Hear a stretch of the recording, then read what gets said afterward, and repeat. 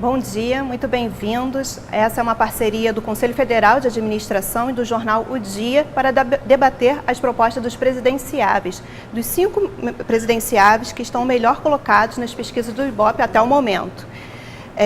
Esse é o primeiro painel, ele vai ser debatido, o debate será sobre segurança pública. Amanhã nós teremos um outro painel sobre combate à corrupção e na próxima semana serão os outros 2 painéis, geração de empregos e gestão. Aqui ao meu lado, para debater hoje sobre segurança pública, o administrador César Campos, coordenador do programa Delegacia Legal. Obrigada. E a professora da FRJ, Paula Poncioni, que também é membro do Conselho do Fórum Brasileiro de Segurança Pública. Obrigada, Paula, pela participação. Bom, nesse primeiro bloco, vamos debater um pouco sobre a questão das armas, já que em 2017 o país registrou 64 mil mortes violentas, intencionais, ou seja, homicídios, latrocínios. 7 em cada 10 mortes foram provocadas por armas de fogo. E, como não poderia deixar de ser, os candidatos, nas suas propostas, falam sugestões a respeito do controle de armas. O Haddad, ele defende o aprimoramento da política de controle de armas e munição. O Bolsonaro, ele propõe a reformulação do Estatuto do Desarmamento para permitir que o cidadão possa portar armas. Inclusive, ele já defendeu que em áreas rurais os proprietários de terra possam ter fuzis. A Marina é contra o porte de armas e ela propõe fortalecer a política do controle de armas, criando um aprimoramento do sistema de controle, principalmente focado em dados. E o Ciro, ele diz que não vai facilitar o porte de armas no país e propõe a unificação do sistema de cadastro de armas. Lembrando que os internautas podem enviar perguntas durante os painéis, durante todo o transcorrer do programa.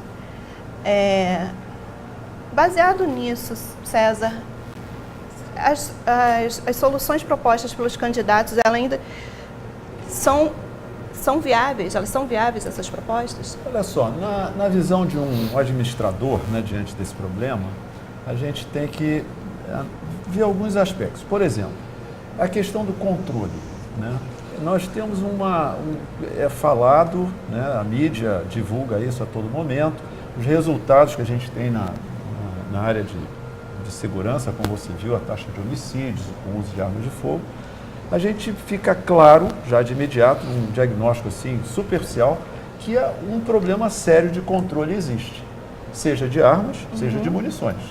Porque tem uma variável, né, nessa questão de armas, que se fala muito pouco, e nenhum dos candidatos levantou, que é a quantidade de armas que hoje existe nas empresas de segurança pública. E o desvio dessas armas, né? Existe uma de segurança privada, né? As empresas de segurança privada foi algo assim que teve um crescimento exponencial nas últimas décadas, e a gente não faz a menor ideia da quantidade de armas que existem, a quantidade de armas que circula, quantidade de munição comprada.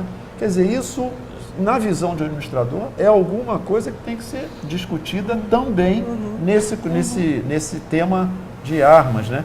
Então, eu acho que alguns candidatos falam do controle, alguns falam só de controle de armas, outros falam no controle de armas e munição. Tem que ser controle de arma e munição. Não adianta pegar uma parte e deixar outra, né? Até porque a gente vê também na noticiado, quase que diariamente, às vezes, apreensão de munição. Munição. Né? Sabe que eu fiz uma matéria, a Polícia Federal, a própria Polícia Federal, ela não possui controle de quantas munições foram desviadas do próprio órgão. Isso é um outro problema, que aí a gente esbarra com o problema do controle das próprias organizações policiais, as públicas, né? Que também tem um controle muito falho em relação à arma e munição. Até a lógica eu fui secretário de administração da Secretaria de Segurança durante 2 anos, e uma das dificuldades que eu tive é exatamente em autorizar a aquisição de munição, porque eu não via nenhum controle que me indicasse, como gestor público, que eu tinha que comprar. Eu disse, mas espera aí, mas vocês não estão me mostrando qual é a relação de aquisição e consumo. Isso foi um embate assim, interessante que eu tive e que mostrou como era falho esse controle. Então, eu acho que, no caso de uma campanha presidencial, essa questão de controle de armas e munição é nacional. Não é um estado ou outro, não. É um problema nacional. E que certamente, né, você falou em Polícia Federal, envolve inclusive fronteiras, né? Tanto quanto as secas como as não secas, né? Então eu acho que acho que todos os candidatos tem que ficar muito claro o nível de controle que se quer para armas e munição, e não ser uma coisa assim genérica. Ah, não, vamos controlar. Não, tem que especificar com mais clareza até onde vai esse nível de controle. Eu gostaria só de levantar alguns números que o Fórum Brasileiro de Segurança Pública produziu, que em 2017, 94,9% das armas apreendidas não foram cadastradas no sistema da Polícia Federal. Nossa. 13.782 armas legais foram perdidas, extraviadas ou roubadas, o que equivale a quase 12% das armas apreendidas pela polícia no mesmo ano. É como se um mês de trabalho das polícias tivesse perdido. Mais do que isso, eu acho que a gente... O primeiro número que você falou, qual foi? 94,9% das armas apreendidas no ano de 2017 94%. Exato, não foram cadastradas no sistema da Polícia Federal, SINARM. Né? Isso aponta para um vazamento das fronteiras, então, que essas armas seriam estrangeiras? Aí eu não tenho como te colocar. Eu gostaria de... Não foram armas legais, não pelo menos já são... Sim. Não são armas... Aqui, não estão categorizadas como tal, né?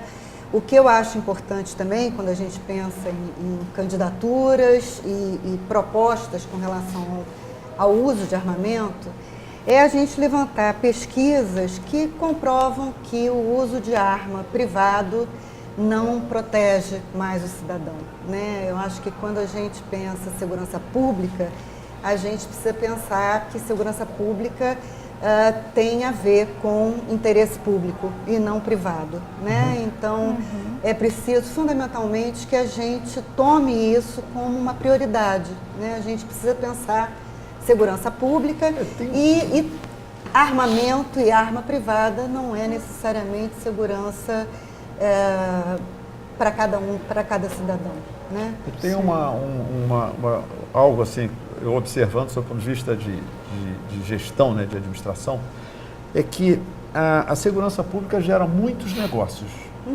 Né? É uma atividade econômica, né? Porque ela gera emprego, negócio. Então, o crescimento das empresas de segurança privada que nós tivemos nas últimas décadas é um mercado novo que surgiu, que envolve blindagem de veículos, sistemas de câmeras, sistemas de cercas eletrônicas, elétricas, né? E a guarda patrimonial, né? De guardas na porta das casas, condomínios.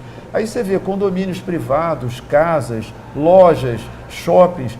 Todo esse serviço é um mercado que cada vez está crescendo cada vez mais.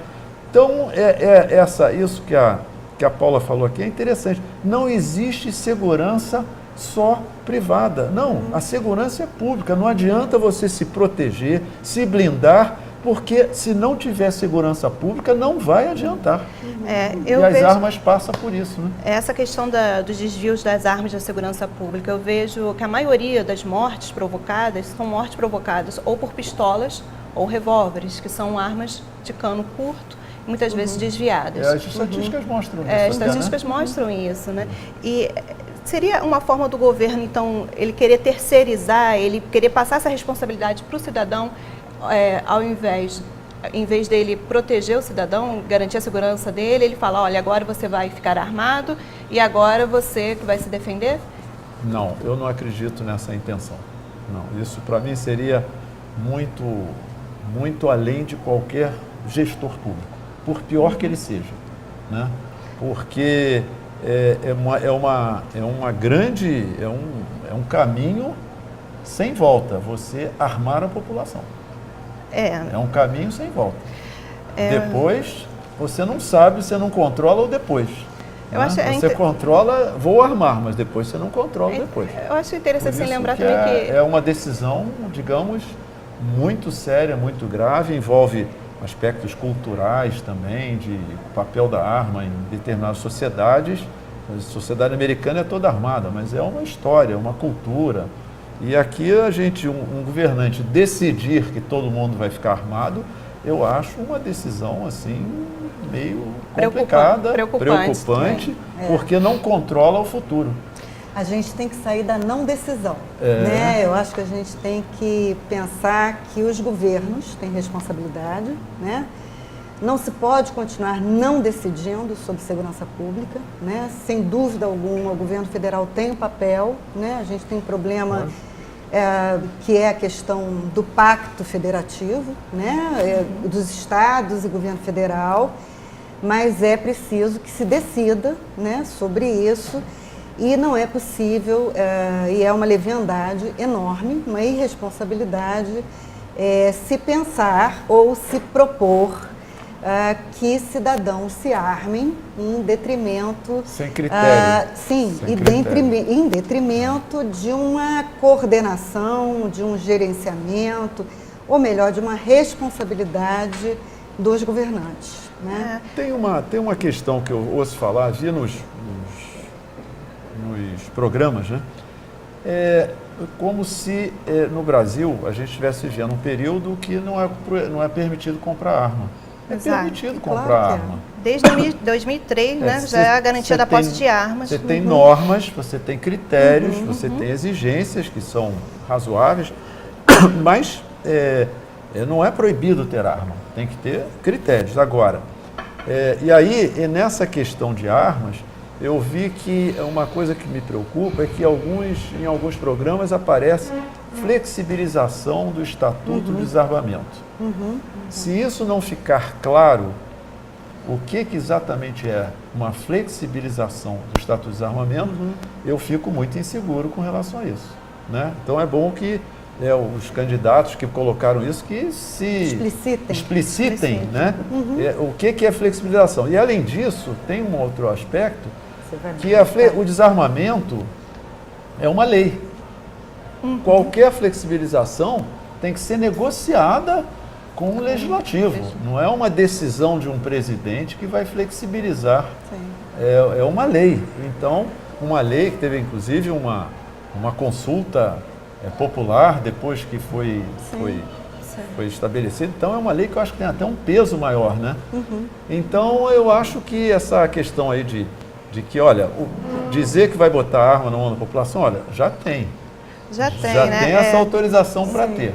Se está querendo botar mais, tem que explicar por quê, né? Um outro ponto que me chama a atenção em relação, eu acho que é o Alckmin e o Bolsonaro, eles citam sobre flexibilização nas áreas rurais. Já existe, o Estatuto já prevê, né, que maiores de 25 anos e que provem a necessidade de ter armas nas áreas rurais, eles possam ter. Já está no Estatuto. Exato.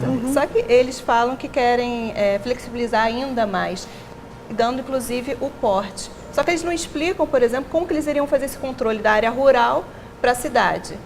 Né? Esse controle, porque o porte é você possuir a arma e poder o porte andar. É uma decisão bem mais complicada, né? Porque o porte é liberar o uso da arma de todos os seus aspectos. Aí tem que ser muito criterioso. Mas, de qualquer maneira, não é uma decisão de um presidente, né? É uma decisão que envolve a consulta ao legislativo, porque é a alteração de uma lei. Né? Então, tem que ficar claro qual é a intenção, o que vai ser, tem que virar uma lei, que vai ser a modificação de uma lei. Então, nos programas, né, os candidatos devem falar que eles têm a intenção de negociar uma flexibilização, que, como vai consultar o legislativo, eu entendo que vai ter uma consulta a outros setores da sociedade que tem interesse nisso, porque está mudando uma lei que foi aprovada e teve até uma consulta popular. E também depende da base do Congresso, né? Que o candidato vai ter uma série de questões. Uma série de questões aí, não é uma decisão presidencial. E aí é importante para o eleitor entender isso, né? Quer dizer, uma coisa é a intenção do candidato, outra coisa é o que ele pode decidir. Né? No caso, ele não pode decidir. Ele pode mostrar a sua disposição de negociar com o legislativo uma flexibilização, a mudança de uma lei. E o que ele pode decidir no jogo democrático. No jogo né? democrático, Sempre por no isso que jogo tem que democrático, lembrar o né? legislativo aí, que é o que caracteriza a democracia, a eleição, etc. Essa questão da falta de controle de armas, eu acho que também ficou um pouco clara na questão da morte da vereadora Marielle Franco, em que as munições foram desviadas de um lote da própria Polícia Federal, encaminhadas para treinamento, né? E depois foram, participou de, eu acho que de uma chacina em São Paulo, outra chacina aqui no Rio, e acabou sendo envolvida na morte da vereadora. O Ciro e a Marina, eles propõem esse controle da munição. O Ciro, ele propõe também a unificação do sistema do cadastro de armas. É viável isso? E como que esse cadastro, essa unificação, ela seria resultante no controle dessas munições? Pelo que eu conheço da lei do desarmamento, o cadastro já existe. Ele Sim. pode não estar funcionando. Eles querem unificar o Mas cadastro. exige, a Polícia Federal é que autoriza a compra de armas, tem que passar pela Polícia Federal. Eu posso comprar a arma numa loja que a lei permite, mas eu tenho que me submeter às regras, e a Polícia Federal tem um passo que a Polícia Federal diz o seguinte: você tem que justificar por que você quer comprar arma. Né? Então, porque tem que ser tudo registrado na Polícia Federal. E ela então, fiscaliza, né? Eu deveria fiscalizar. Exatamente. Por isso que na questão das armas, é importante ficar claro a grande necessidade de melhoria e do controle de armas e munição. O que a gente ouve falar parece que vai ser uma grande novidade. Não existe um sistema de controle. Ele não funciona. Né? Isso não funciona nos estados, isso não funciona no governo federal, e isso está uma coisa muito, muito solta, muito aberta. Então eu acho positivo que os candidatos apresentaram essa questão. Querem fazer um controle de armas, isso é muito positivo. Agora como, né? Agora, o como pode ser o como melhorando o que existe, ou pode ser até fazendo um novo. Mas que tem que ter. E munição junto com arma. Nada desse negócio de controle de arma só, porque isso não funciona. E outro que eles mostram também como se fosse uma novidade, mas que, enfim, é sempre debatido, é o controle das fronteiras. E que nós temos, já temos o CISFRON, que já gastou milhões e só protege 6% da fronteira. Até agora eles só conseguiram mapear 6%. O Exército, nos 10 primeiros meses do ano passado, só conseguiu apreender 6 armas nas fronteiras. Isso na fronteira com a América Latina, né? Porque nós temos a fronteira, os portos. 6 armas? Só 6 armas. 6 armas. E 15 quilos de droga, se eu não me engano. Nas fronteiras brasileiras todas? Nos 10 primeiros meses de 2017. Assustador. Assustador. E os candidatos não poderia deixar de ser, eles falam que nós temos que ter um controle maior das fronteiras. Um deles propõe uma novidade, né, que seria a Polícia de Fronteiras, Ciro Gomes. A senhora é especialista na questão de gestão de polícias, de treino. Acho que mais uma polícia seria necessária só para cuidar das fronteiras, uma polícia de fronteiras? Olha, a gente, em tese, já tem a Polícia Federal, né, e as Forças Armadas, e eu concordo com,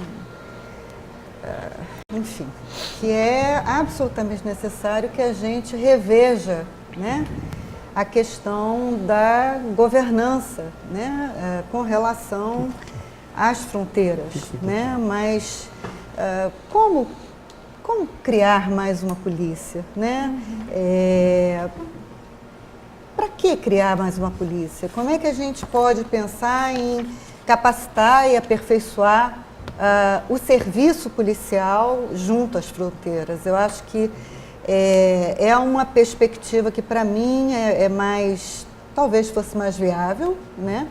Porque o tempo todo eu acho que a gente tem que pensar nesse como. A gente vive uma crise financeira fiscal enorme nesse país atualmente.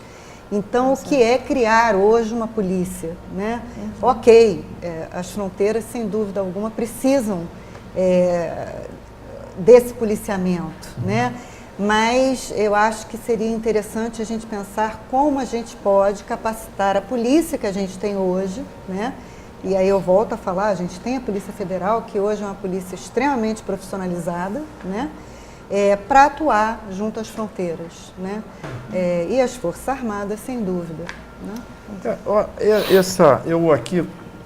Aqui eu faço parte aqui do Conselho Regional de uma comissão de gestão pública. Uhum. E nós aqui, administradores, o que a gente percebe na área da gestão pública é que existem os órgãos e falta a ação. Uhum. Né? Então, quando eu vejo propostas de fronteira, bom, em segurança pública, controle de fronteira, eu ouço pelo menos há uns 30 anos que existe problema nessa área. Uhum. E existem os órgãos responsáveis, como ela falou, Polícia Federal, as Forças Armadas. E o que falta? O que falta é a ação. A ação, lógico, exige planejamento, exige diagnóstico, exige recursos. Então, sob o ponto de vista de administração, né, o que a gente vê, claro, sim, está faltando é planejamento, está faltando vontade política, está faltando utilizar os recursos disponíveis que o Estado coloca para essa função. Então, uma das justificativas que eu vi num dos programas, né, é de que a Polícia Federal não teria estrutura para fazer. Bom, se a Polícia Federal não tem estrutura para fazer isso, e por que uma nova polícia teria? Exato. Então, vamos pegar a Polícia Federal e repensar a Polícia Federal e usar os recursos que tem. Então, essa postura de que, não está dando certo, cria-se uma coisa nova, não acredito que seja mais indicada no momento de grandes dificuldades financeiras do país. Né? Numa crise difícil, uma crise fiscal difícil, quer dizer, com dívidas públicas enormes, se pensar em criar mais um órgão. E, além disso, qual é a experiência que a gente tem? Nós já temos polícia talvez até demais. O que a gente está precisando é que essas polícias cumpram efetivamente o seu papel, que atendam o anseio da população de se sentir assistida por esse serviço. Então, criar mais uma polícia, eu não vejo como solução. Talvez seja mais um problema que esteja sendo criado. Então, né? a questão é abrir mais concursos. O melhor seria reestruturar a Polícia Federal. A articulação é outro problema sério na gestão pública brasileira, a articulação entre os órgãos, a integração entre os diversos órgãos. E se não aconteceu agora, merece um diagnóstico para saber por que não aconteceu. Porque senão nós vamos criar uma coisa nova em cima de uma coisa falha. Nós vamos aumentar e ampliar o erro.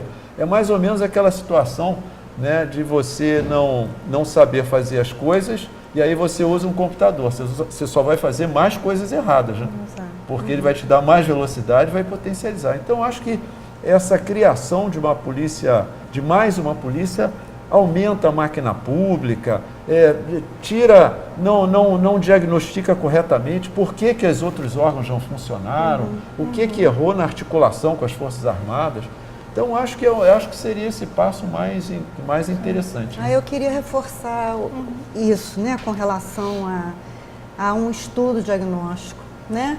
E, fundamentalmente, a gente precisa pensar política pública. Política pública não se pensa sem monitoramento e avaliação, né? Vontade política, há que se ter vontade política, há que se ter participação social, sem dúvida alguma, né? A gente está num Estado democrático de direito, mas a gente precisa pensar fundamentalmente o que deu certo e o que não deu, né? Quer dizer, hoje a gente tem um problema sério com relação aos vários tráficos, né? De pessoas, de drogas, de armas.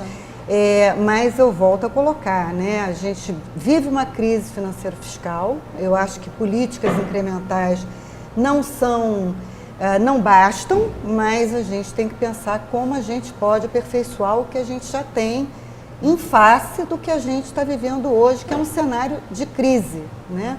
Então, é importante, principalmente, que a gente, o que eu quero voltar e reforçar, pense em estudos. Segurança pública não se faz com achismo, né? Não se faz com experiências de acerto e erro ad infinitum. que é o mais do mesmo que a gente tem vivido nos últimos 30, 40 anos. O Rio de Janeiro é um cenário de experiências diversas. Né? Então, sobretudo, a gente precisa se pautar em pesquisa, né? Pesquisas, né? Que possam dar a gente pistas dos caminhos que a gente pode trilhar. E aí, você como pesquisadora de segurança, falar isso para a gente que é administrador é sensacional, porque você não pode tomar nenhuma ação, nenhum passo, se você não souber quem você é. Qual é a situação que você está vivendo, qual é o quadro, que contexto, né? O que tem, qual é o diagnóstico. Então, quando a gente vê uma especialista na área de segurança estar preocupada com as mesmas coisas que a técnica nos orienta, de que, olha só, como é que eu vou criar uma coisa nova se eu não sei nem por que a situação atual não está atendendo? Então, se a gente não sabe o que nós somos, nós não vamos chegar nunca ao que nós seremos. Né? Então, é muito interessante essa parceria. Um dado do Fórum de Segurança Pública é que o Brasil tem uma taxa de 30 mortes por 100 mil habitantes. E o Alckmin propõe, só que ele não diz como, reduzir essa taxa de 20 por 100 mil. Essa taxa, pelo que eu vi aqui, somente São Paulo, Santa Catarina e Roraima tinham taxa inferior a esse patamar em 2016. Acha que alcançar uma meta dessa dependeria de uma coordenação mais eficiente entre os estados e o governo, as várias esferas do governo? Bom, e gestão dos estados também? Eu não tenho dúvida nenhuma quanto a isso. Eu acho, olha só, eu tive uma experiência interessante, né, com coordenação do programa Delegacia Legal, que foi um programa aqui de modernização da Polícia Civil no Rio de Janeiro. E uma das coisas que eu vivi, que me angustiava muito como gestor, né, de um projeto daquela dimensão, é a total desintegração entre os órgãos de segurança, entre o sistema criminal de um modo geral, que vai desde as polícias até o sistema penitenciário, passando pela justiça. Isso me assustou muito, porque isso dificulta muito o trabalho de qualquer gestor, de qualquer projeto, ou qualquer pessoa numa função assim como dirigente, né? E aí, você imagina, se isso eu encontrei no Rio de Janeiro, no estado do Rio de Janeiro, né, você imagina isso a nível Brasil. Deve ser muito pior. O Rio de Janeiro é a segunda economia do país, né? O Rio de Janeiro é considerado centro de referência na área de universidade, na área acadêmica, órgãos de pesquisa, etc. Então não é um estado igual a outros, como você tem na região norte, na região nordeste, no centro-oeste, que tem mais carências, menos recursos. Você imagina o grau de desintegração. O nível que a gente viu de rebeliões que teve no sistema penitenciário no início desse ano, Sim. Foi assim algo que as pessoas ficaram escandalizadas com o grau de desarticulação dos órgãos de segurança daqueles locais, né? Que foi no Amazonas, no Nordeste, Rio Grande do Norte. Então a polícia não conseguia falar com o Ministério Público, a Justiça não falava com a... Olha, uma confusão. E essa confusão eu acho que é nacional, e acho que é por isso que a gente está na situação que a gente está. Essa falta de entrosamento, essa falta de integração mesmo dos órgãos. Aí quando você fala de redução de taxa de homicídio, olha, sem integração, sem esse passo, sem esses diagnósticos, eu não sei nem do que a gente está falando, né? Eu acho que a gente tem que ser claro, olha, para redução de homicídios, que é um indicador importantíssimo na segurança, a gente precisa ter diagnósticos, as pesquisas que a Paula falou, os estudos que precisam, as ações de integração, o nível de governança na área da segurança pública em nível nacional. Essas é que são as discussões que eu estou esperando aí. A gente sequer tem dados, né, que a gente possa confiar, né? A gente tem dados aqui, os dados não são os mesmos. Os estados não dão os dados, exato. Às vezes. Então, na verdade, a gente precisa olhar para dentro, né?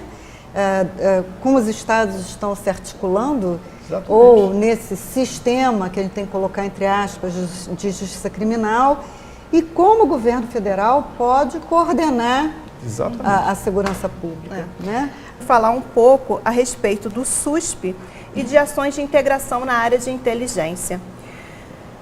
César, em 2000, assim que o Temer assumiu, ele teve, um dos desafios dele foi a segurança pública. Ele assume no contexto em que as duas principais facções, o PCC e o Comando Vermelho, eles romperam uma trégua, houve várias rebeliões, Nordeste, Mato Grosso, chacinas no sistema penitenciário. E esse crime organizado, ele tomou um controle nacional. Também demandou dos setores de segurança pública algumas medidas de controle nacional. Então, o Temer instituiu a criação do Ministério de Segurança Pública, em fevereiro de 2018, por medida provisória, e também o SUSP, que é o Sistema Único de Segurança Pública.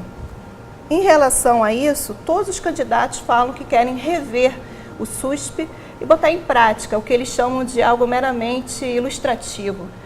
Né? Qual a sua opinião a respeito disso? Olha só, pelo que eu... primeiro, é uma observação importante, que é o seguinte. Há muitos anos vem tendo uma reivindicação nessa área de segurança, que era a criação de um Ministério de Segurança Pública. E isso foi conseguido. Né? Agora, em 2018, essa medida provisória acabou virando lei, hoje é uma lei, então nós temos um Ministério de Segurança Pública. Alguns dos programas dos candidatos falam coisas, algumas ações, que são as ações típicas que o Ministério de Segurança Pública deve desenvolver, faz parte da lei que criou o Ministério de Segurança Pública. Uma delas é a integração entre os órgãos da estrutura do Ministério de Segurança Pública, como a Polícia Federal, o DEPEN, Departamento Penitenciário, então a estrutura. Então, a questão da integração, que hoje nós vimos nos programas dos candidatos, é interessante aparecer em todos os programas, porque agora é um ministério específico que tem que fazer isso. Não é mais a necessidade de uma articulação de órgãos diferentes. Não, é uma atribuição específica de um ministério. Integrar os órgãos de segurança que existem. E fazer a integração nos outros níveis federativos, tanto estadual quanto municipal, a articulação entre as polícias. Então, isso é um dado importante para o eleitor ter assim como orientação, né, de que um problema sério de gestão na área da segurança tem agora um recurso que antes não tinha, um ministério específico. Então, isso exige do executivo, né, não só de quem vai ser ministro, mas do presidente, uma ação clara, né, com objetivos, com métodos, a partir de diagnósticos, porque agora nós temos uma ferramenta que antes não existia e que me parece que é muito importante. E aí entra nessa questão, a questão do sistema único. Eu entendo que um sistema único, como foi criado por lei, só pode ser de diretrizes. Ele tem que ser detalhado na medida em que os objetivos forem sendo estabelecidos. Nós falamos no outro bloco aqui sobre a questão das armas, a necessidade de controle de armas, de munição e tal. Num sistema único de segurança pública, isso é um item importantíssimo. Tem que ter alguma parte que vai articular com os estados e as polícias estaduais como que isso vai ser feito.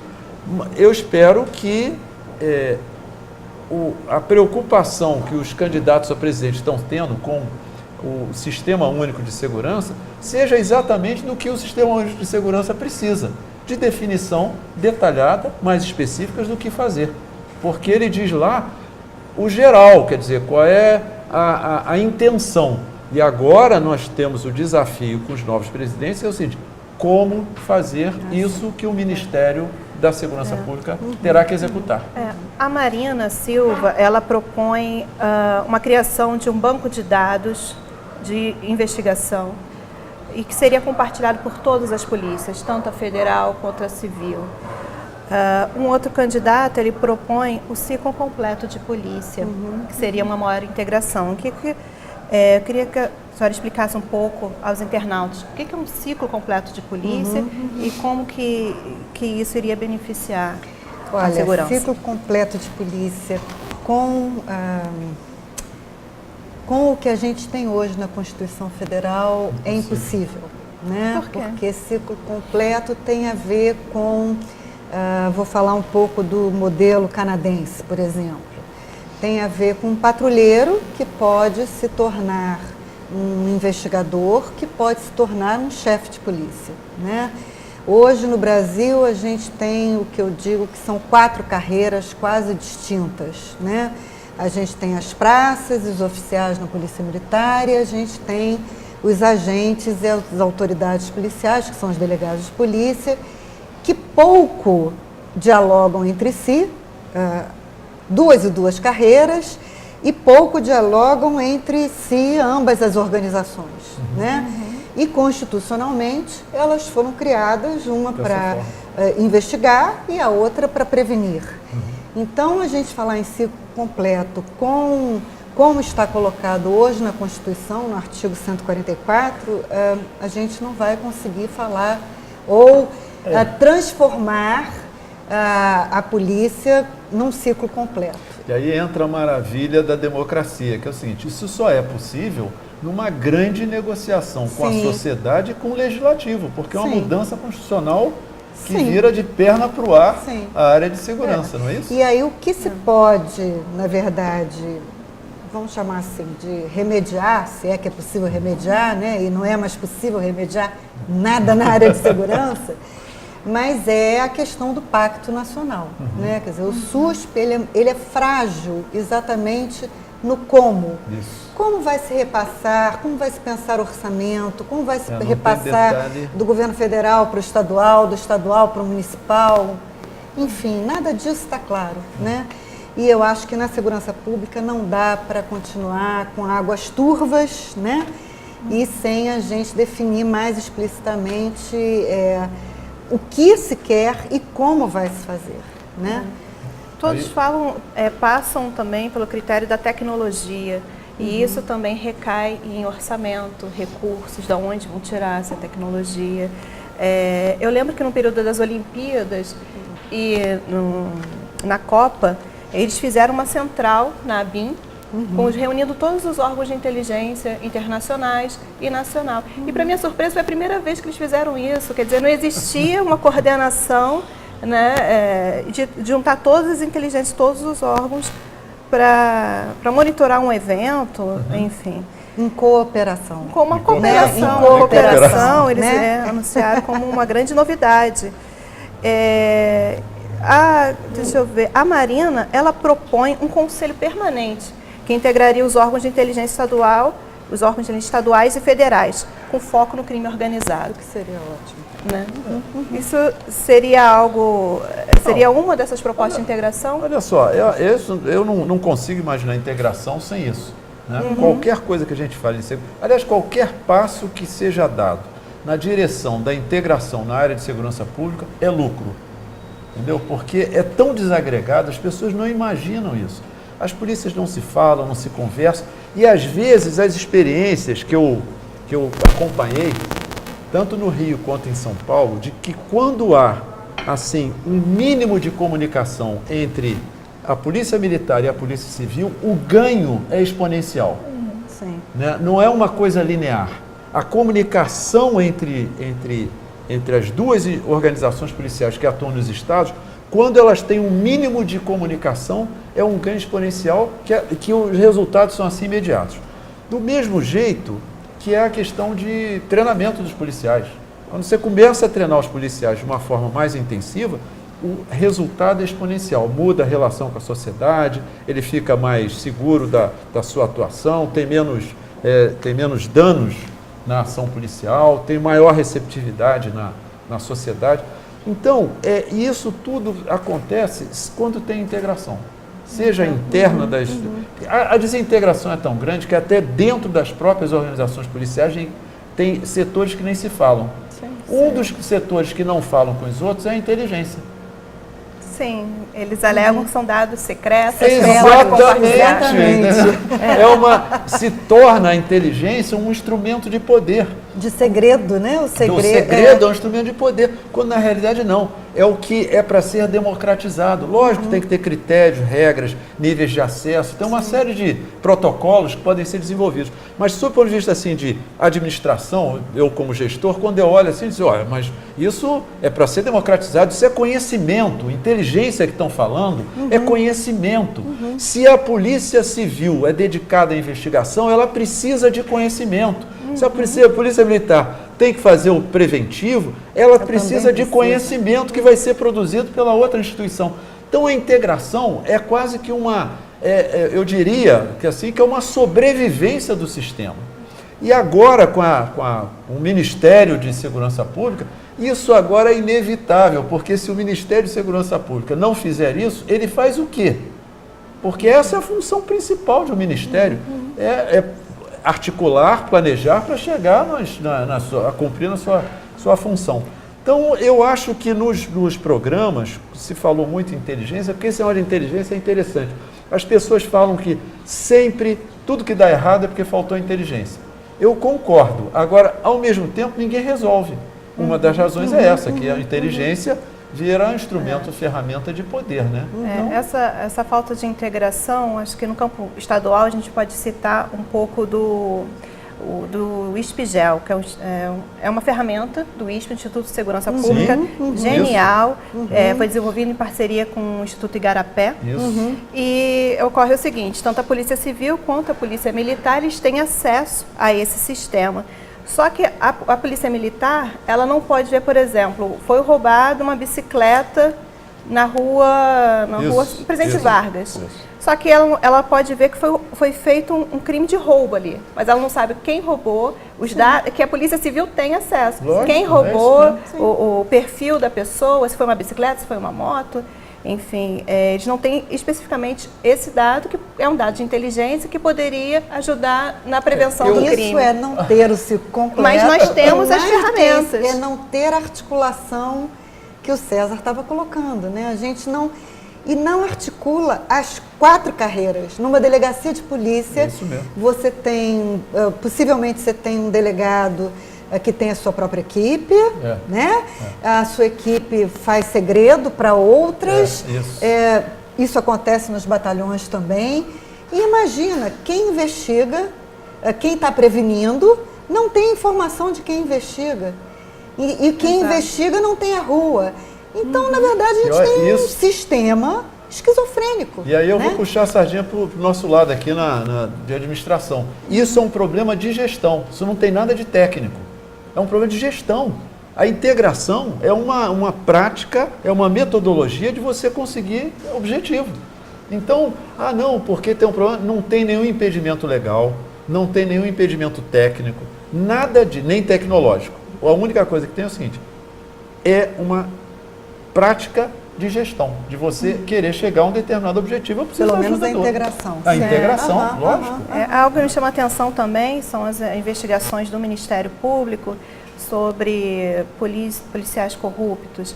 Eles não informam as corregedorias que estão investigando os policiais. Eles só chamam a corregedoria de polícia na hora de desencadear a operação. A gente não tem um sistema de justiça criminal. Sob o ponto de vista de integração, sistêmico, de funcionando. A gente não exatamente. tem. Com certeza, ele é desintegrado, ele é tem. desarticulado, é chamado de sistema, mas cada um anda com as suas próprias pernas. Com as próprias pernas e numa direção pois própria. Exato. O Alckmin, ele propõe, professora, a criação de uma guarda nacional que funcionaria como uma polícia militar federal. Seria só mais uma polícia? O que é polícia militar federal? O que a gente pode entender por isso? Já tem a Força Nacional que reúne, né, os policiais, os bombeiros de vários órgãos. Com problemas, inclusive. Com problemas, Com problemas, a gente já tem uma Força Nacional com problemas. Não tem o menor sentido uma guarda... Polícia Militar Federal. É a mesma coisa de fronteira. Não tem o menor sentido e eu repito, a gente está num momento difícil, crise financeira fiscal, a gente já tem polícias, né, que podem ser capacitadas e aperfeiçoadas. E, fundamentalmente, a gente precisa de um Plano Nacional de Segurança Pública e de uma articulação e coordenação dessas diretrizes que possivelmente sairão desse plano. Além do fato de que quando você cria essa Força Nacional, que a gente está com a experiência aqui no Rio de Janeiro, né, nós estamos observando o esforço das Forças Armadas nessa intervenção de entender o que é o Rio de Janeiro. Já passaram 6 meses e eles agora estão começando a entender alguma coisa do Rio de Janeiro. Por quê? Porque a Força Nacional faz a mesma coisa. Ela pega um policial de vários lugares e põe em outros lugares que eles não conhecem e eles vão ter que trabalhar lá num ambiente que eles não sabem como é que funciona. Então, o importante é fortalecer, é melhorar, é otimizar as instituições que tem nos estados. Pô. Entendeu? O governo federal tem que apoiar melhor as polícias militares, a polícia civil e cobrar determinados resultados, né, em relação às suas obrigações. Não dá para dizer o seguinte, vou dar carro, veículo, colete para as polícias e não ter uma contrapartida de resultados. Ah, sim. Você primeiro iniciou perguntando sobre a tecnologia, né? Tecnologia a gente pode pensar em N coisas, inteligência, idem.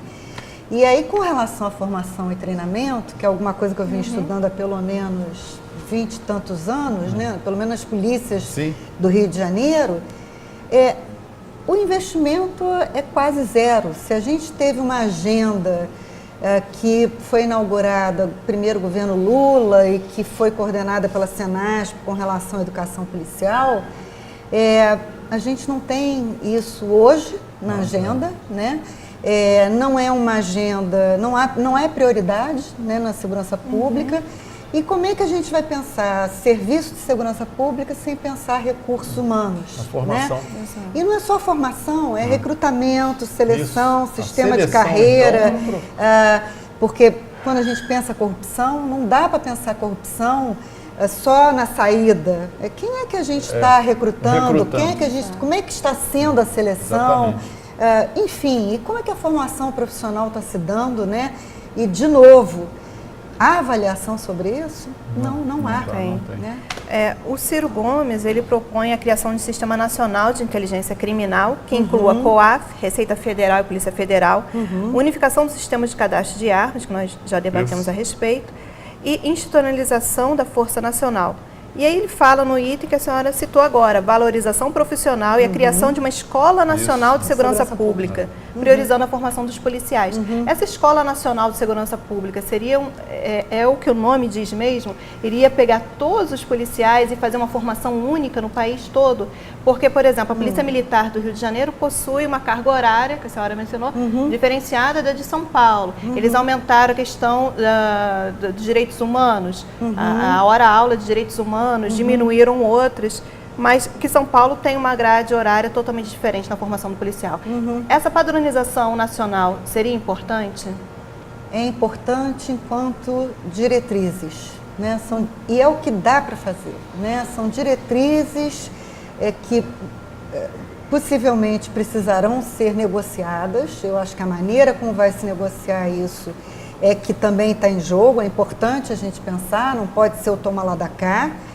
E a Escola Nacional, em princípio, busca capacitar e valorizar esses policiais, né? A proposta, até onde eu tive conhecimento, inclusive tem um foco bastante privilegiado com relação à inteligência, à investigação, né? É super válido em termos de diretrizes, né? E é necessário. E tem um dado interessante aqui, falando como um administrador, é o seguinte: quando você não tem uma seleção bem feita, uma formação bem feita, um plano de treinamento, de reciclagem bem feito, você afeta o que é mais grave em qualquer organização, seja pública ou privada, o comprometimento daquele agente com o seu trabalho. Então, quando a seleção é bem estruturada, o treinamento, a formação e o treinamento é bem estruturado, você tem como retorno o comprometimento, que é um problema gravíssimo hoje na área de segurança pública. Exato, essa identificação do policial em Exatamente. combater o crime, profissão. Com a profissão. Com a profissão. Com a profissão. Essa foi uma crítica à Polícia Militar do Estado do Rio, quando criou os oficiais, entravam pelo vestibular da UERJ, depois passou a ser um outro vestibular, eles entravam com 18, 19 anos. Agora, eles entram tendo que ser formados em Direito. Então, eles já entram com 23, 25 anos, e a crítica de alguns oficiais é importante ter o direito, é importante ter essa formação, mas eles perdem um pouco do comprometimento, da paixão pela profissão, do sentimento de pertencimento àquela Mas corporação. tem Várias vários interpretações. aspectos aí. Olha a especialista falando. Primeiro, a gente tem que pensar que o oficial, ele tem uma formação profissional de 3 anos. Isso dá uma certa imersão, né, que a praça não tem, que o delegado de polícia não tem e que o agente também não tem. A gente esquece de falar do inspetor penitenciário, que também não tem. Né? Outra coisa que também é necessário colocar, que é alguma coisa que eu venho pensando há algum tempo e a literatura especializada coloca, necessariamente o ingresso de um indivíduo que tem uma graduação não faz dele um bom policial. Né? Exato. Direito também não é fundamental para o que eles chamam de fazer polícia. Né? Que tem enormes variações e dimensões. Né? Então, a gente discutir formação profissional, eu acho que fundamentalmente a gente tem que pensar em educação continuada. Perfeito. Né? Não dá para você ter um treinamento de 6 meses, 7 meses e sair um policial. Ou, sei lá, já houve inclusive delegados de polícia no Rio de Janeiro que tiveram uma formação de 3 meses ou 4 meses, que eles são chamados pipocas ou miojo. É mesmo. De tão rápido que se foram a formação. De tão rápido que foi, né?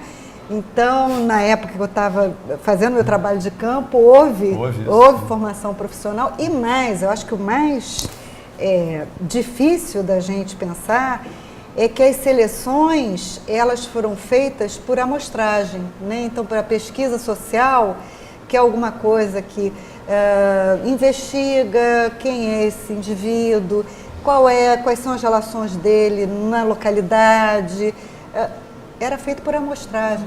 Né? Então, e aí o comprometimento com a profissão fica todo prejudicado. Pois é. Né? De acordo com o DEPEN, 40% dos presos atualmente são presos provisórios. Todos os candidatos apresentam políticas para a renovação do sistema carcerário. Eu vou ler algumas, ok? O Haddad, ele fala que na proposta dele, que enfrentará o encarceramento em massa, sobretudo da juventude negra e da periferia. O Bolsonaro, ele é favorável à redução da maioridade penal. Ele defende que a tipificação do terrorismo também, para invasões do MST em propriedades privadas, né? A Marina, ela traz propostas para o sistema prisional, como a criação de uma política nacional de medidas e penas alternativas, justamente para diminuir esse encarceramento, e fala em priorizar programas com egressos do sistema prisional. O Ciro, ele sinaliza a favor do encarceramento de lideranças em presídios federais, de lideranças de facções criminosas em presídios federais. O Alckmin, ele já pede uma punição mais rígida em relação à lei de execução penal, que dificultaria o abrandamento da pena para envolvidos em crimes violentos. Entre essas propostas, quais delas poderiam realmente diminuir o encarceramento em massa e provocar uma ressocialização dos presos? Olha só, eu lidei com esse assunto por conta do programa Delegacia Legal, que foi um dos primeiros estados no Brasil a retirar presos de delegacias, acabar com as carceragens. Aliás, foi o primeiro que conseguiu esvaziar todas as carceragens das delegacias. isso foi uma providência extremamente importante, porque a polícia não é para guardar preso, a polícia é para fazer investigação, a polícia civil. Então não tem que ficar com presos em delegacia, que alguns estados brasileiros, não são poucos, ainda têm presos dentro de delegacias, coisa que é uma distorção e, digamos assim, indesculpável, entendeu? Porque você desvia, não dá o serviço de aprisionamento correto, como também impede da polícia cumprir com a sua função. E aí eu lidei com isso e tive que entender um pouco do sistema prisional. Uma das coisas que eu acho, no caso específico, agora que nós estamos falando com candidatos a presidente, é saber o que é possível eles fazerem. Então, não adianta ficar querendo fazer coisas que dependem do judiciário, né? Então, por exemplo, penas alternativas é sensacional, mas não depende do presidente, não depende do executivo, depende do judiciário. É o juiz que tem que aprender a dar mais penas alternativas do que aprisionar as pessoas. Passar a entender que o aprisionamento é a punição mais grave e não a rotineira. O que o Ministério de Segurança Pública, que envolve o DEPEN, poderia estimular, né, é proporcionar aos estados a aquisição sem dificuldade, com facilidade, inclusive com recursos, para tornozeleiras eletrônicas. Que isso reduziria muito o problema de encarceramento, porque a quantidade de crimes que não tem justificativa para o sujeito ficar aprisionado, né, são a maior parte, ainda bem, senão nossa desgraça seria enorme, né? Então, isso poderia ser feito por um presidente, estimular o seu Ministério de Segurança Pública a facilitar a aquisição e não ter nenhum tipo de dificuldade para os estados para adquirirem esse tipo de equipamento, que já facilitaria bastante. A outra coisa que é importantíssima, né, é a questão do cadastro dos presos no Brasil.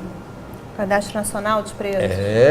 Isso precisa ser avaliado, diagnosticado, estruturado melhor, para que a gente tenha certeza absoluta de que a qualquer momento que a gente vá buscar um preso em alguma unidade prisional no Brasil, ele estará ali naquele lugar, conforme o nosso cadastro diz. Com isso, você vai ter um controle, uma série de informações sobre a questão de superlotação.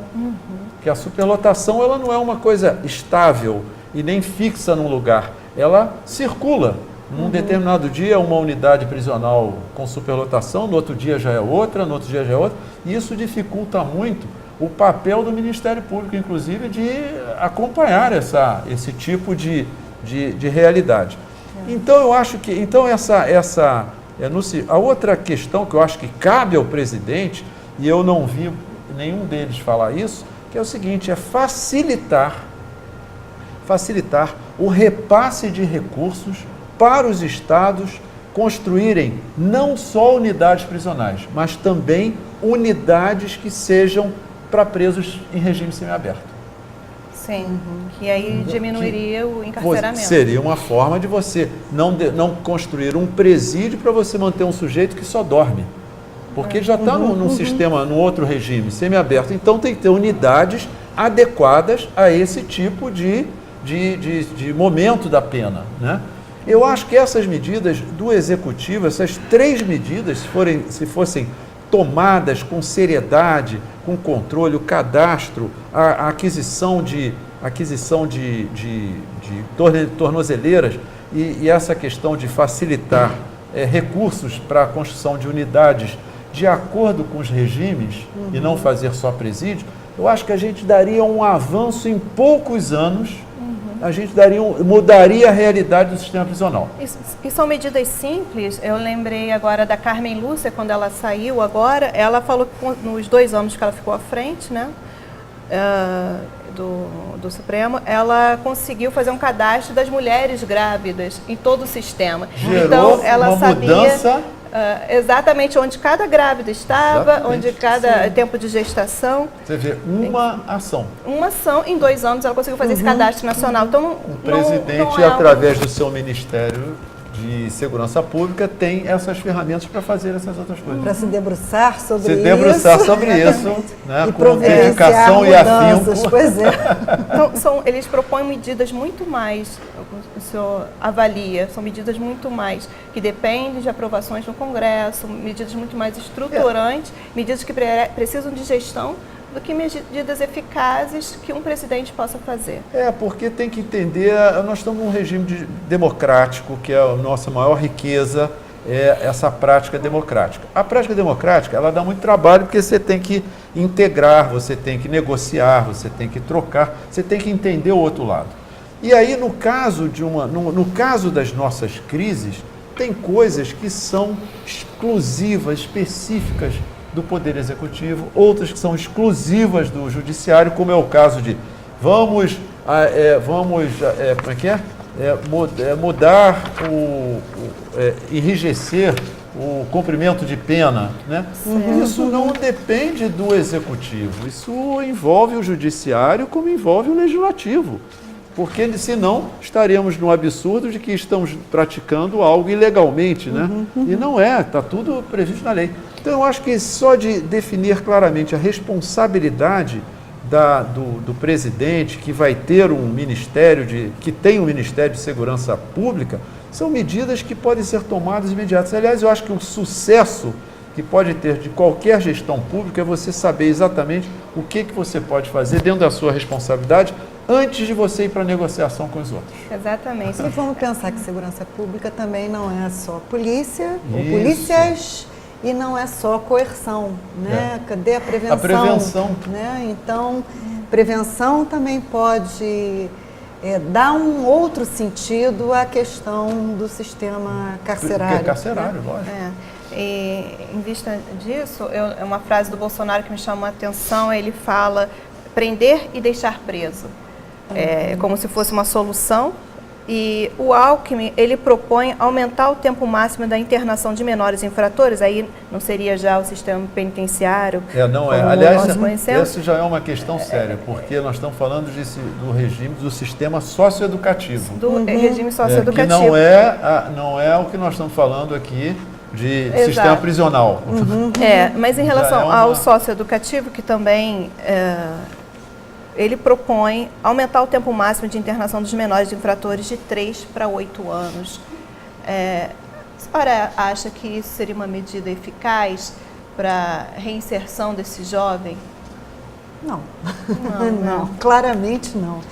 De novo, eu volto a colocar a questão da prevenção, né?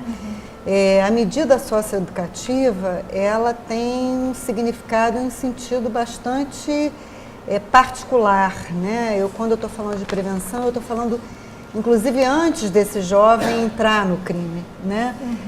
Quais são as ações que hoje os governos estão desenvolvendo no sentido de prevenir a entrada desse jovem no crime, né? E absolutamente aumentar, diminuir a maioridade penal, aumentar o Bolsonaro propõe a redução da maioridade penal. Isso me parece aquele negócio, não deu certo você... Pois é. Aquele negócio, tira o sofá da sala, põe o sofá da sala, não tem aquela piada? Eu acho que é um pouco por aí, né? Não deu certo, então você aumenta a punição. Não deu certo ainda, você aumenta mais ainda. E aí você vai chegar à conclusão de que continuamos sem resolver o problema. Eu acho que é uma coisa séria, né, que ele coloca presos que ficarão presos ao léu, né? Não. Isso não é absolutamente viável, né? Isso me lembra um dito popular infeliz, que é bandido bom é bandido morto, né? Então, os traficantes que se matem, os ladrões que se... E isso é barbárie, isso não é absolutamente... não faz parte do processo civilizador, né? Tem uma coisa que eu aprendi, a Paula está acostumada com isso, mas eu, como não sou especialista em segurança, meu negócio é gestão, administração.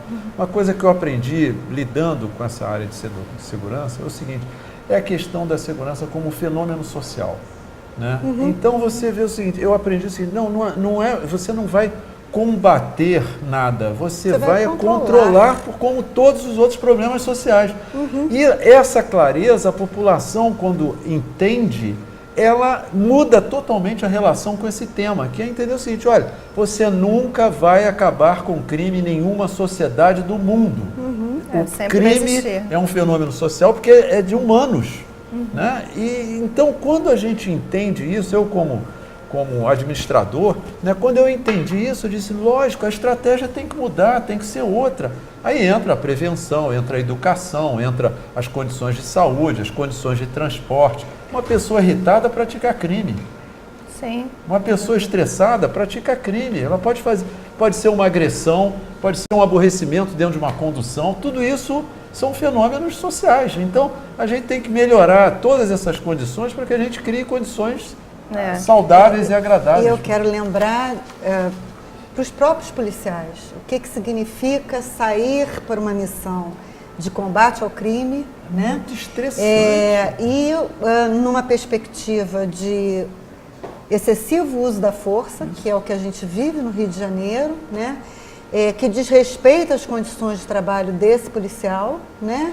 E desrespeita a população de modo geral, né? Então, a gente precisa pensar controle do crime e que estratégias, que táticas, o que se vai usar, né, em termos não só policiais, mas em termos de ações sociais, para que a gente possa controlar o crime. Né? Tem uma coisa que também, nessa convivência, que eu também aprendi a ver, né? Que é o seguinte, as pessoas, a nossa relação com o policial, né? A profissão, essa profissão de policial é uma profissão que ela tem que ser muito respeitada. Por quê? Porque o nível de estresse dessa profissão não é um nível comum de estresse de outras profissões. Você tem uma experiência assim no trabalho policial que é da incerteza do que vai acontecer. E só essa possibilidade já cria condições do estresse que você não sabe o que vai lhe acontecer daqui a um minuto. Pode ser uma discussão, mas pode ser uma situação de grande violência, que a sua vida pode estar em risco. E aí eu passei a entender melhor, né, como é que é necessário um suporte ao policial. E ele vai eu vi assim, os policiais vão para uma série de missões por serem policiais. Né? E aí você vê assim, não, mas aquilo é uma pessoa que está indo, o policial não é um outro ser. Não, ele é uma pessoa que teve problemas em casa, que teve problemas no transporte, que teve problemas, uma série de problemas. E faz parte da sociedade também. Faz parte da sociedade.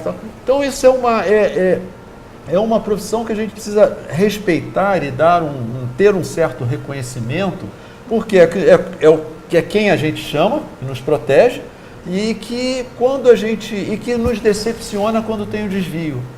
Daí a gente vê a importância que ela tem.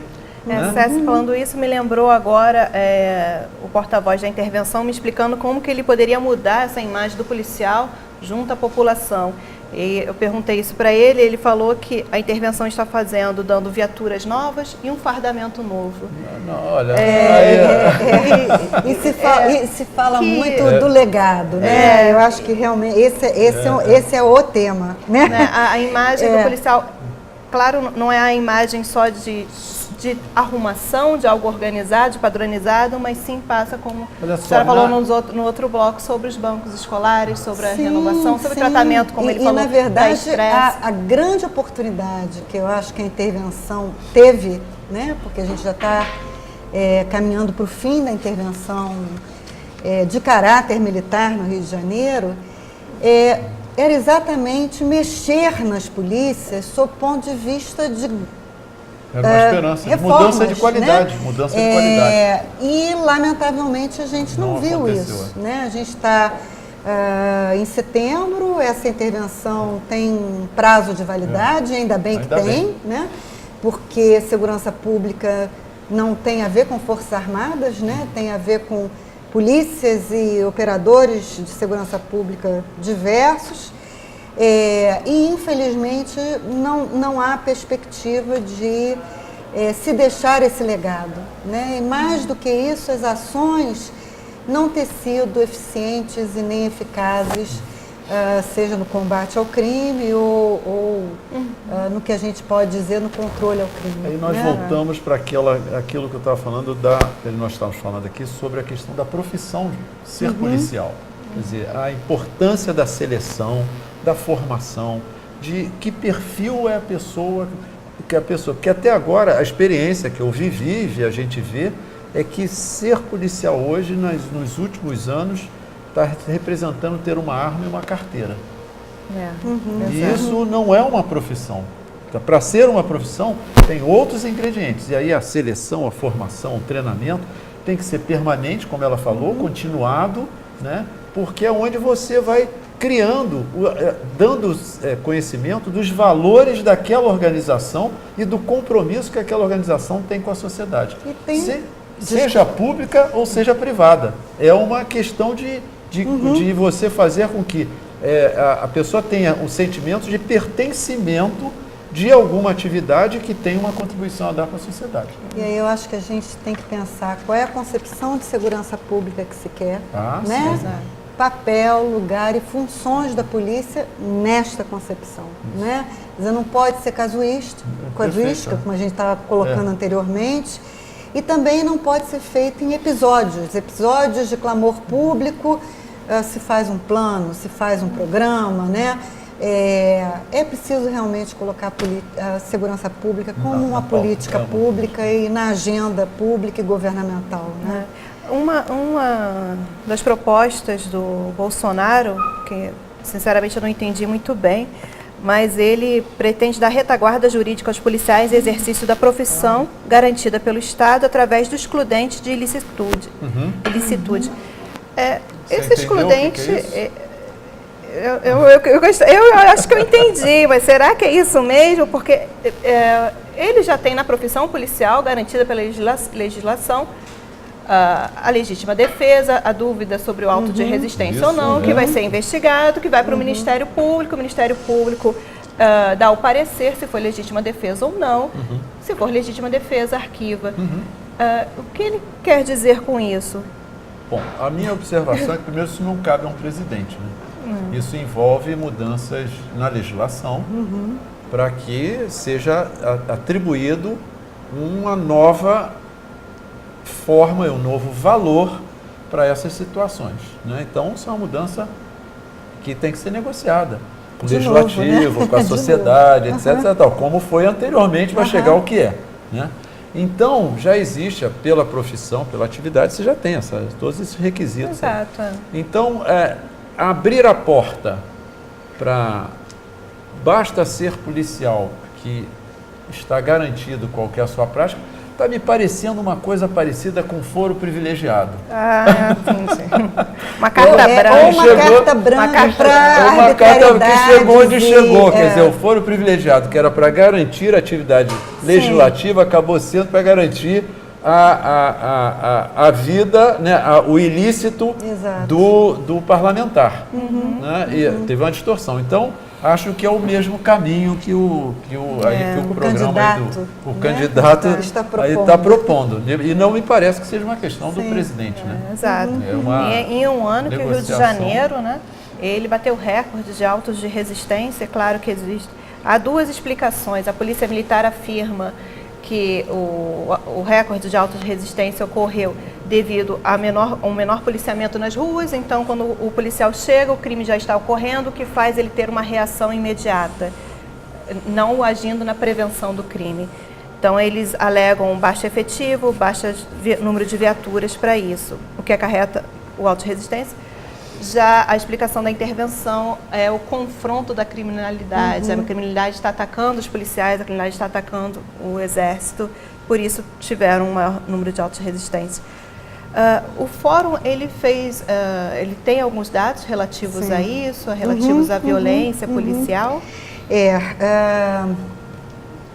Os dados do fórum dizem que foram 5.144 mortos em intervenções policiais, e eu quero isso em 2017. Então, tem um policial civil ou militar assassinado por dia em 2017, e há 5.144 mortos em decorrência da intervenção policial. Eu quero, então são 14 mortos por dia, Sim. em média. O que a gente precisa chamar atenção, No e Brasil, que é alguma dados do coisa, Brasil. alguma coisa que se fala, é Rio de Janeiro, é a polícia que mais mata, mas também é a polícia que mais morre, né? Então, realmente a gente precisa pensar na questão de que concepção de segurança a gente está colocando para esses policiais, né? O que é ser policial, o que é fazer polícia, o que é cidadania, o que é crime, o que é controle do crime, o que é combate ao crime e, fundamentalmente, alguma coisa que o César já colocou, esses policiais, eles são indivíduos com as suas trajetórias individuais e sociais e que, ao ingressar nas organizações policiais, tem uma expectativa também de exercer a profissão com dignidade, né? Suponho, né? Pelo menos até onde eu pesquisei, a grande maioria de policiais tem essa expectativa, né? Que é frustrada pela falta de condições de trabalho, pela falta de recursos, pela falta de suporte, né? E programas que, inclusive, possam dar um suporte ao que eles enfrentam em termos de violência cotidiana, né? Sim. Então, a gente precisa pensar que as intervenções policiais no Rio de Janeiro têm tido prejuízos enormes para a sociedade civil, mas é preciso pensar que também há prejuízos enormes para os policiais, Tem né? como assim, na minha visão, assim, como administrador, quando eu vejo esses dados, para mim são indicadores de que alguma coisa está errada. Muito errado. Porque policial não é para morrer, como também policial não é para matar. Isso é digamos, uma consequência extrema de determinadas situações, né? Então, isso são indicadores. A segurança pública, ela tem, assim, uma infinidade de indicadores possíveis, né? O problema é que você tem vários profissionais na academia, nas universidades, em várias ONGs também, estudando esse assunto e esses dados ficam lá. Sim. Quando a maior riqueza seria esta produção de dados, sofrer uma análise e uma avaliação pelos que causam aqueles dados.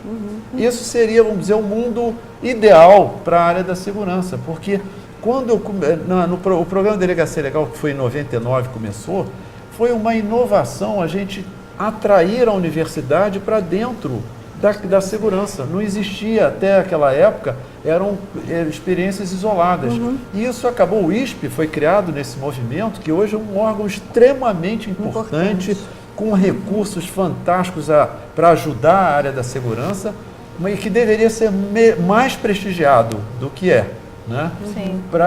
E o maior prestígio que você pode dar a essas ONGs que atuam, às universidades e a institutos como o ISP, é você discutir os dados que eles levantam.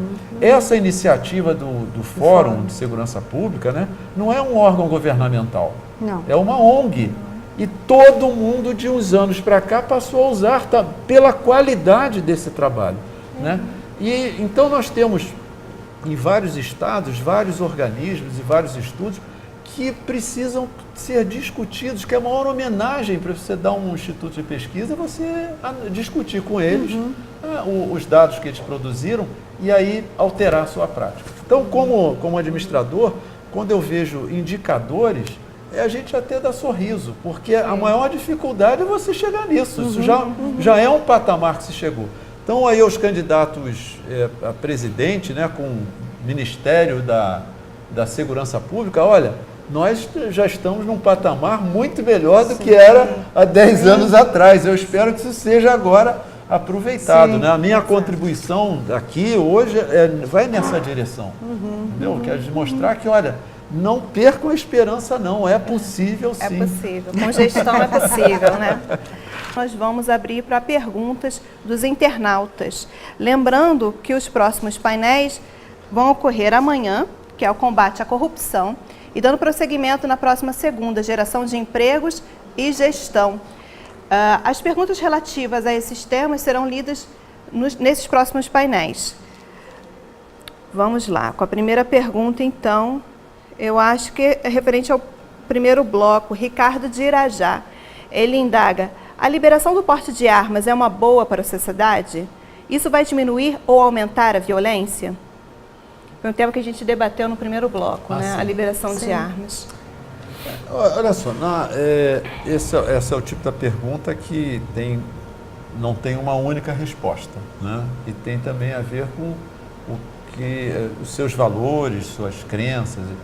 Eu acho que aumentar porte de arma, né, a gente não pode afirmar que vai melhorar as condições de segurança.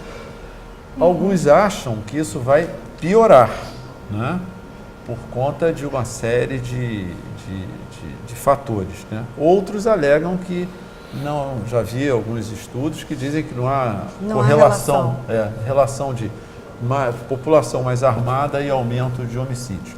A única preocupação que eu tenho com relação a isso é que nós estamos falando de uma série de fragilidades na segurança pública, especificamente no Brasil.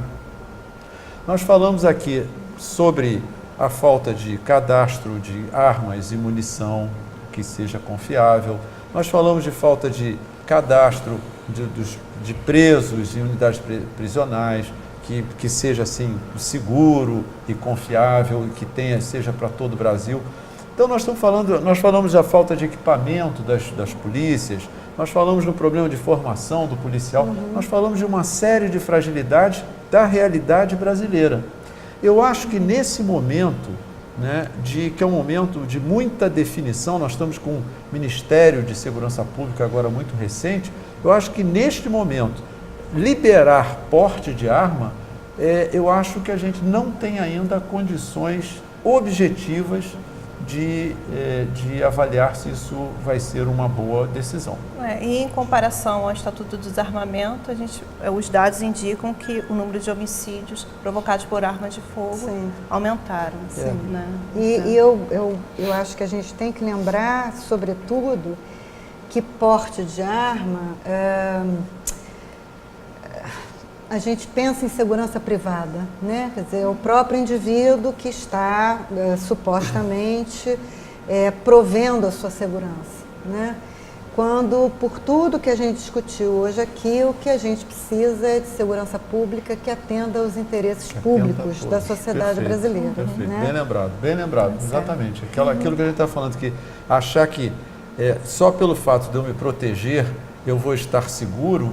Não, o que vai te proteger é ter efetivamente uma segurança pública eficaz, né? Em que você pode circular na rua, andar na rua, entrar em casa, estar dentro de casa ou estar fora, você estar protegido porque há uma segurança pública atuante. Para todos. Para todos. Para todos. Ou tem segurança pública para todos ou então não tem para ninguém. Vamos para a próxima, então. Carlos Geraldo, de Copacabana. É possível aumentar a participação das prefeituras municipais no combate ao crime? Participação das prefeituras, né? No combate ao crime? Olha só, na minha visão como administrador, eu estou percebendo já há alguns anos que as prefeituras estão entrando cada vez mais nessa seara de segurança pública, coisa que não é exatamente atribuição da prefeitura. E o que me preocupa é que, mais uma vez, se a gente está falando aqui de fragilidade, de formação, treinamento, equipamento das polícias, eu estou percebendo que os municípios estão indo por esse mesmo caminho. Eles estão reproduzindo um modelo que a gente não está seguro se está dando certo, né? Então, eu vejo as guardas municipais querendo se armar, as guardas municipais agindo como se fosse uma polícia militar, e não a guarda municipal que tem uma relação direta com o cidadão, no sentido de ajuda, proteção patrimonial, garantia das praças poderem serem... isso é um trabalho preventivo, ostensivo e preventivo, interessante das guardas municipais, você ter a garantia que qualquer praça, qualquer parque, você está seguro, o cidadão se sentir seguro, e não necessariamente policiais, porque tem policiais armados, não, é porque tem a presença do poder público. Então eu acho que a entrada da municipalidade na segurança, acho que é perfeitamente razoável pela complexidade do tema. Agora, não da forma como está acontecendo, que está reproduzindo um modelo militar para a segurança pública. O município tem um papel super importante na prevenção.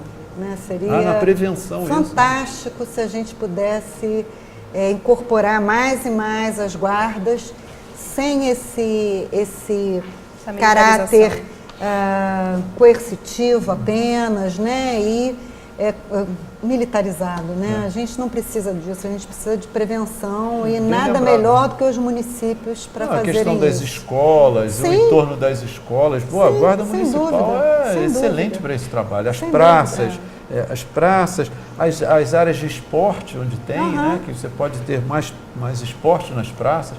Tudo isso tem a ver com a prevenção, o jovem, envolvendo o jovem.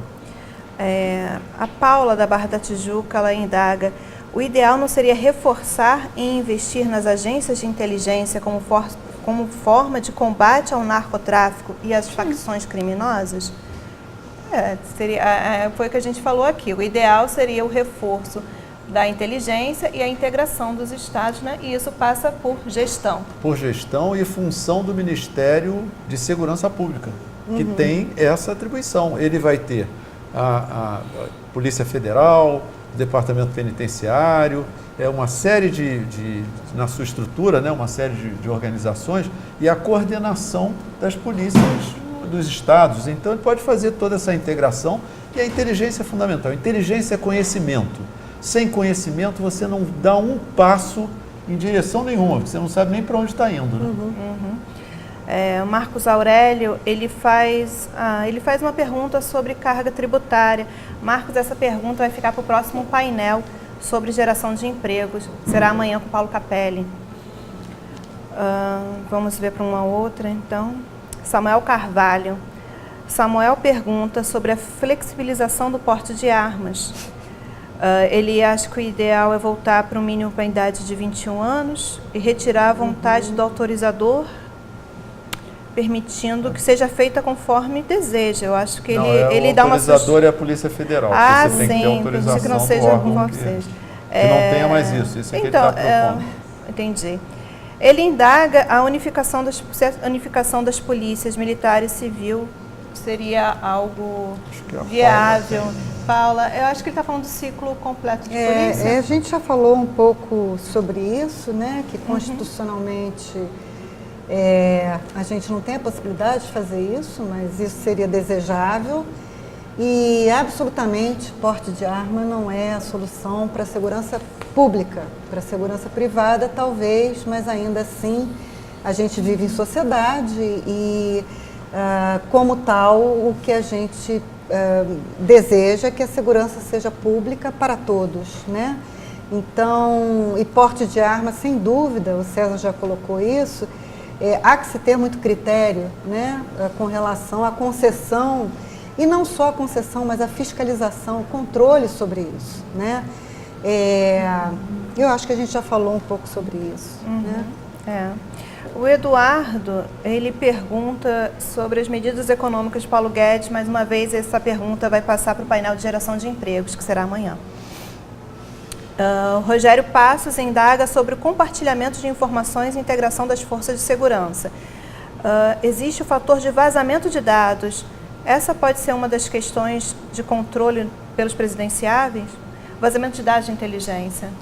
Eu acho, olha só, eu acho que isso, quer dizer, passa pela questão de gestão gerencial, porque quando você você tem que buscar integração, vai produzir informação e tem que ter uma série de protocolos de para onde que essas informações têm que ir, a quem que elas atendem, qual é a intenção delas, por que elas foram criadas.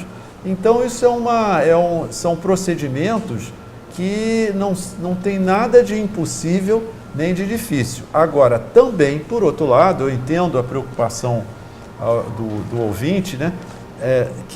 Entendo que essa preocupação de vazamento envolve o que nós falamos aqui anteriormente no comprometimento do policial, das pessoas que atuam na área de segurança em relação à sua profissão. Né? A gente tem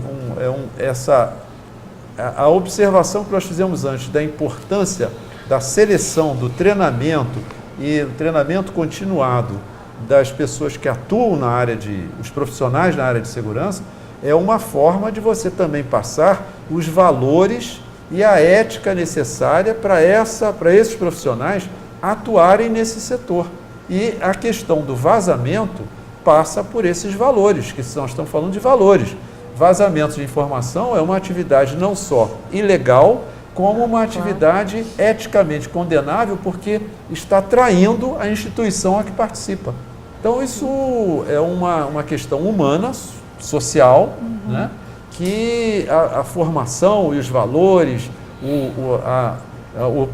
o sentimento de pertencimento naquela atividade são fatores que, além dos legais, né, são fatores que criam obstáculos para não ter esses vazamentos. Eu entendo, eu acho essa pergunta muito interessante. Vamos lá. Maicon Souza, eu acho que ele dá mais uma opinião, ele dá uma opinião. Gestão como nós administradores, percebemos que não há gestão pelos governantes. Gestão de qualidade não interessa para eles, porque o quanto pior, melhor. Nós teremos um painel só de gestão. Será na próxima terça-feira, Maicon. Você pode mandar mais perguntas e opiniões nesse painel. André Faquin, porte de arma para cidadão. A maioria é sobre porte de armas, né? A gente até entende essa razão dessa pergunta, né? Sinal de que a segurança está deixando a desejar. A segurança pública está deixando a desejar. Agora, esse caminho do porte, como a Paula falou aqui, não é um caminho, isso é segurança privada, não exatamente segurança pública. Ele dá uma opinião sobre o porte de armas. Para ele seria justificado devido à alta da violência. Para ele, andar armado iria diminuir a violência. Olha só, tem uma observação interessante, né, que a gente falou aqui também de mortes de policiais. Os policiais andam armados e são mortos. São mortos, exatamente. Então, essa questão de andar com arma não é necessariamente uma garantia de que não vai acontecer nada. E às vezes é morto só por eles perceberem que está armado. Pode ser até usar a arma. Ele não reage, né? mas ele... Inclusive, há vários vídeos, agora os criminosos, eles param um carro, revistam embaixo do tapete, querendo saber se ele é policial para matar ou não, nessa lógica de que o policial tem que ser morto. A última pergunta aqui, a 12ª pergunta sobre economia, sobre gestão realmente de emprego, vai ficar no próximo painel. Então, eu agradeço vocês estarem aqui, César, Paula. Muito obrigada. Só lembrando, então, os próximos painéis. Amanhã será a geração de empregos. Os entrevistados serão Wagner Siqueira e a Procuradora-Geral Silvana Battini. A mediação será de Paulo Capelli. Não, desculpa. Amanhã será combate à corrupção com Wagner Siqueira e a Procuradora Regional Silvana Battini. Na próxima segunda-feira, geração de empregos. E terça-feira, fechando o debate dessa parceria do Jornal O Dia com o Conselho Federal de Administração, será sobre gestão. Obrigada pelas perguntas enviadas.